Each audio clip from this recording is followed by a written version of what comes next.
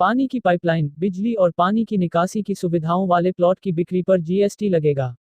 अग्रिम निर्णय प्राधिकरण एएआर ने कहा है कि यदि कोई रियल एस्टेट डेवलपर बुनियादी सुविधाओं वाली जमीन प्लॉट के रूप में बेचता है तो उस पर जीएसटी लगेगा।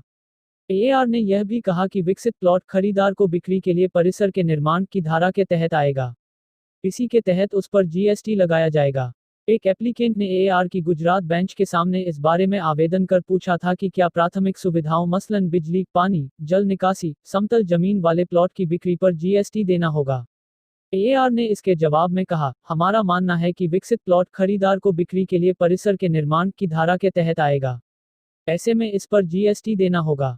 एएआर ने यह आदेश जारी करते हुए कहा कि आवेदक डेवलप प्लॉट की बिक्री करता है। बिक्री मूल्य में जमीन की लागत के अलावा प्राथमिक सुविधाओं की लागत भी आनुपातिक आधार पर शामिल होती है। इस फैसले का सीधा, तात्कालिक और प्रतिकूल असर समूचे रियल एस्टेट क्षेत्र पर पड़ेगा। इससे विकसित प्लॉटों की बिक्री पर मिलने वाले कर तटस्थ स्थिति का लाभ समाप्त हो जाएगा। ऐसे वक्त में इस तरह के फैसले से रियल एस्टेट सेक्टर की मंदी और बढ़ सकती है। प्लॉट की बिक्री पर होगा असर।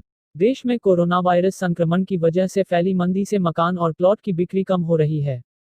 अगर प्लॉट की बिक्री पर जीएसटी लगने लगे तो रियल्टी कारोबार और हतोत्साहित हो सकता है। ताज़ा खबरों के मुताबिक देश में फ्लैट की बिक्री बुरी तरह प्रभावित हुई है। इनकी बिक्री में 75% तक गिरावट आई है। रियल एस्टेट सेक्टर से जुड़े एक्सपर्ट्स मानते हैं इस सेक्टर फिलहाल 6 महीनों तक तेजी आने कोई गुंजाइश नहीं दिखती। सरकार अगर इस सेक्टर को बड़ा पैकेज दे तभी इसमें रफ्तार दिखेगी।